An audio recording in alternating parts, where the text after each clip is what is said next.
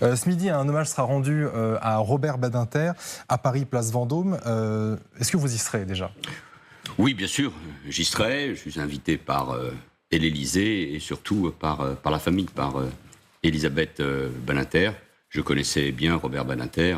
Vous avez dit que vous lui deviez beaucoup d'ailleurs. Oui, comme beaucoup. Moi, je me suis engagé il y a déjà longtemps à gauche, au Parti socialiste, pour cette cause qui peut paraître lointaine aujourd'hui, qui était l'abolition de la peine de mort, dont Robert Badinter, avec beaucoup de courage et de persuasion, était le héros. C'est lui qui a porté ensuite l'engagement de François Mitterrand et qui a fait en sorte que la peine de mort soit abrogée dans notre pays. C'était une barbarie que l'État puisse tuer officiellement. Alors la présence de LFI et du RN n'est pas souhaitée, n'est pas souhaitable, dit la famille de Robert Badinter. Le RN a décidé de ne pas y aller. LFI, en revanche, sera présent. Qu'est-ce que vous pensez de ça? Est-ce que c'est indécent ou est-ce que ça peut se comprendre? D'abord, ce que je retiens, moi, c'est la foule, depuis plusieurs jours, qui vient rendre hommage à Robert Badinter, et j'imagine qu'il y aura beaucoup de monde tout à l'heure. Vous savez, dans ces moments-là, il faut écouter les dernières volontés à la fois de Robert Badinter et surtout ce qu'a exprimé la famille. Et pas un Français, je crois, ne peut comprendre que l'on ne puisse pas respecter ces dernières volontés. Et donc, la présence de la France insoumise est véritablement insupportable, indécente. Ça veut dire que la demande de la famille prime sur l'hommage national. C'était ça l'argumentaire de LFI aujourd'hui, c'était de dire c'est un hommage national, du coup tout le monde dans la nation peut techniquement s'y rendre. Oui, bien évidemment. Enfin, il s'agit de représentants politiques, il ne s'agit pas de simples citoyens. Donc il faut respecter la volonté et du défunt et de la famille. Cette présence est incompréhensible, même s'il faudra retenir avant tout, au-delà de ces débats, l'hommage très fort des Français à l'égard de cet homme qui, d'une certaine manière, marque toute une époque. Il y a une forme de nostalgie aussi. Il fait partie de ces justes parmi la nation qu'il faut honorer. C'est un grand Français qui est mort il y a quelques jours. Justement, puisqu'on parle de LFI, est-ce que vous estimez qu'LFI a fait du mal à la gauche? Vous, qui êtes un homme de gauche, un ancien Premier ministre de gauche.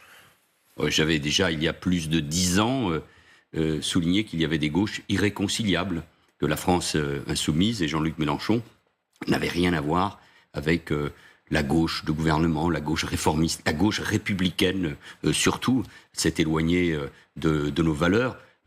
Les propos antisionistes, antisémites de plusieurs de ses dirigeants, la manière de s'adresser, le populisme a assumé une vision très antidémocratique de cette organisation, oui, fait qu'elle s'est totalement éloignée de la gauche et que rien n'est possible avec la France insoumise. Mais moi, je veux d'abord penser aux électeurs de ceux qui ont voté Jean-Luc Mélenchon à la dernière élection présidentielle. J'espère que progressivement, ils reviendront, à condition qu'il y ait une offre qui aujourd'hui n'existe pas, vers cette gauche républicaine qui est la mienne. Vous pensez justement que certaines outrances de Jean-Luc Mélenchon font qu'aujourd'hui certains électeurs se dissocient des positions qui sont prises régulièrement par LFI, qui sont trop radicaux? Vous savez, dans nos démocraties, toutes les démocraties occidentales, regardez ce qui se passe aux États-Unis, il y a beaucoup d'outrances, mais l'offre politique, c'est-à-dire une gauche républicaine forte, ne viendra que si elle a quelque chose à dire sur l'état du monde. Regardez les dangers posés par la Russie, le conflit au Proche-Orient, la montée de l'antisémitisme,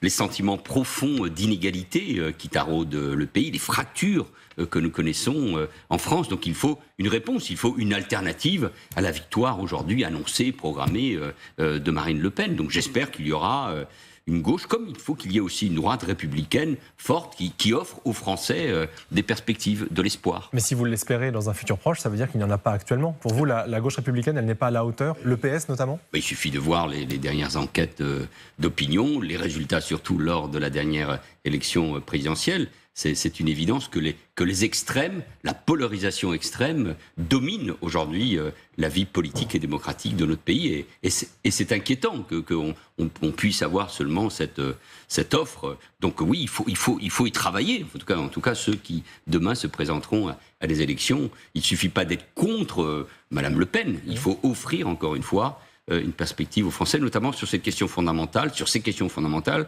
qui sont à la fois la recherche d'autorité, de sécurité dans notre pays, mais aussi une aspiration très forte à l'égalité, à la lutte contre les inégalités, qu'elles soient sociales, économiques ou territoriales. Est-ce que c'est selon vous aussi un manque d'incarnation qu'à gauche, dans cette gauche républicaine dont vous parlez, il manque un homme fort, une femme forte, vous peut-être? Il manque incontestablement une incarnation, mais d'où cette nostalgie, par exemple, à l'égard de Robert Badinter. Moi, j'ai déjà gouverné, j'ai déjà aspiré aux plus hautes fonctions.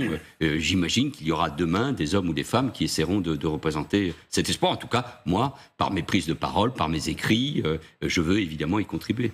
On vous singe toujours dans certaines presses comme celui qui attend d'être appelé aux responsabilités et qui est laissé sur la touche. Est-ce que ça vous lasse d'entendre ça ? Ça ne me lasse pas, ça fait partie du jeu médiatique. Moi, j'ai eu la chance, l'honneur surtout, d'assumer des responsabilités, notamment dans des moments difficiles, face aux attentats terroristes islamistes qui ont ravagé notre pays. Je sais que gouverner, c'est difficile, mais moi, je n'aspire pas à des responsabilités particulières, d'autant plus que... À quoi aspirez-vous, justement, aujourd'hui ? Quel est le rôle que vous voulez donner à votre engagement politique ? Mais c'est déjà cela, écoutez, en m'exprimant beaucoup sur des sujets sur lesquels je m'exprime depuis longtemps. Les faits m'ont donné malheureusement raison sur les gauches irréconciliables, vous l'avez évoqué, sur la montée de l'islamisme et la montée de l'antisémitisme de notre pays qui vient d'exploser depuis les événements du 7 octobre, sur mon idée de la République et de la laïcité ou de l'école, sur ces inégalités que je viens d'évoquer. Cette expérience qui est la mienne, je la mets tout simplement au service du débat politique et de la démocratie, c'est déjà pas mal. Vous ne comptez pas, par exemple, essayer de rassembler cette gauche républicaine ? Est-ce que ça n'est pas votre rôle ? Vous qui êtes ancien Premier ministre, c'est quand même quelque chose d'extrêmement fort, extrêmement imposant, important, qui peut réussir à fédérer ? Mais écoutez, si demain il y a des initiatives qui sont prises pour essayer de reformuler, de reconstruire une gauche républicaine, la mienne, celle de Clémenceau ou de Robert Badinter, moi j'y contribuerai à ma place. Elle est modeste, mais au moins que cette expérience soit utile. C'est ce que font aussi François Hollande ou Bernard Cazeneuve. On peut contribuer, y compris rappeler au fond que la vie démocratique a besoin de cette gauche républicaine. Sinon, il y a un déséquilibre évidemment insupportable. Et puisque vous avez été Premier ministre, comment il s'en sort, Gabriel Attal, selon vous ?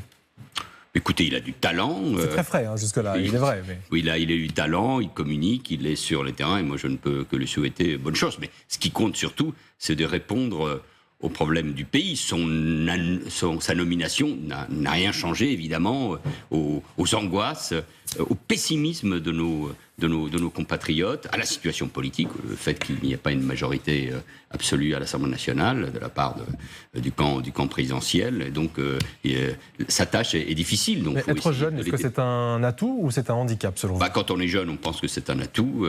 Quand on est moins jeune, on pense que l'expérience est un atout indispensable. Mais je pense qu'il a du talent politique. Le RN qui est extrêmement haut dans les sondages, on le voit rien que pour les européennes. Il y a un sondage LCI qui est sorti il y a 2 jours qui nous montre que le RN est largement en tête, 29%, loin devant le parti présidentiel à 19%.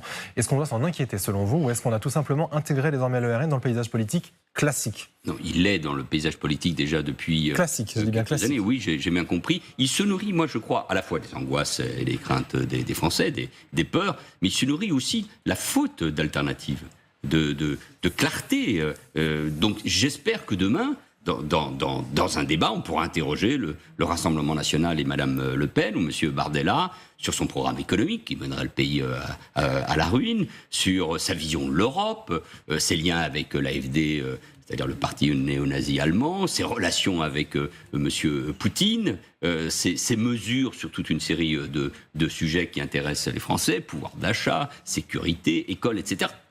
Au fond, pour le moment, on ne sait pas ce que le Rassemblement national propose. Donc il faut qu'il y ait évidemment ce débat, projet contre projet. Mais pour cela, il faut qu'il y ait des projets demain qui naissent et qui ne soient pas uniquement un rejet du Rassemblement national. Mais qui soit une vraie proposition. Une manière de reproposer de l'espoir, un redressement du pays, une démocratie revivifiée, parce qu'il y a encore une fois beaucoup d'inquiétudes, beaucoup d'angoisse, beaucoup de colère aussi chez nos compatriotes. Justement, puisqu'on parle du RN, une idée qui a été, j'allais dire, presque chippée au RN, c'est celle de Gérald Darmanin de supprimer le droit du sol à Mayotte. Quelle est votre réaction là-dessus ? Bon, je m'inquiète de la situation évidemment aux Comores qui est chaotique. On a une situation proche de celle de Haïti avec beaucoup de violence. Et moi je trouve que la majorité présidentielle aujourd'hui, le gouvernement joue beaucoup trop avec l'idée de la réforme de notre Constitution. Là on propose la réforme de la Constitution pour la Corse qui mettrait à mal l'unité du pays. Là on veut s'engager dans une réforme du droit de sol. Mais avec qui, comment ? avec le Sénat, avec quelle majorité qualifiée pour ce faire. On ouvre une boîte de Pandore. Donc moi, je suis inquiet de ces réformes annoncées sans voir pour autant une traduction concrète. On ne touche pas à la nationalité, j'en sais quelque chose. Hein. On a voulu réformer la nationalité, notamment avec la déchéance de nationalité pour ceux qui étaient mis en cause pour des actes terroristes et qui avaient la double nationalité. Donc ce sont des sujets délicats. On ne touche pas au droit à la nationalité impunément. Donc cela m'inquiète et moi ce que je demande au gouvernement c'est la clarté quant aux intentions des réformes constitutionnelles qui sont aujourd'hui à annoncer. Merci beaucoup Manuel Valls, ancien Premier ministre de François Hollande. Donc merci beaucoup d'être venu nous voir ce matin sur LCI.